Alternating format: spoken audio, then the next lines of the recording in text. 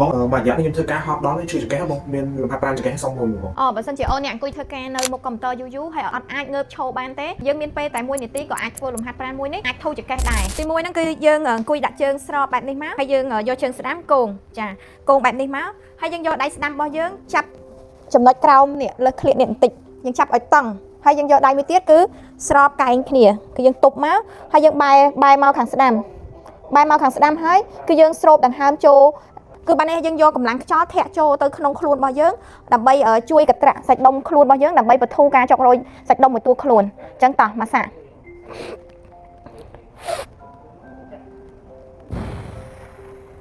គឺយើងស្រូបចូល2តង់ហើយទុកសិនហើយយើងស្រូបចូល1តង់ហើយយើងទុកមួយទៀតអញ្ចឹងមកស្ទុះក្រោយមក5វិនាទីក្រោយមកគឺយើងបន្ធូរឲ្យអស់ទាំងអស់តែម្ដងនៅពេលដែលបងប្អូនដកឲ្យបងប្អូនខ្ទប់នៅក្នុងពោះឲ្យមកស្ទុះ5វិនាទីហើយយើងស្រូប1តង់ទៀតគឺបងប្អូននឹងឃើញសាច់ដុំរបស់យើងគឺចាប់ផ្ដើមកត្រាក់ពេញខ្លួនតែម្ដងតែឥឡូវយើងដូរខាងម្ដងទៀតជើងស្ដាំនៅដដែលហើយយើងដូរដៃម្ដងដៃនេះដាក់ខាងនេះម្ដងហើយដៃនេះដាក់ខាងនេះម្ដងហើយយើងបែរមកខាងនេះគឺយើងអនុវត្តវិធីដដែល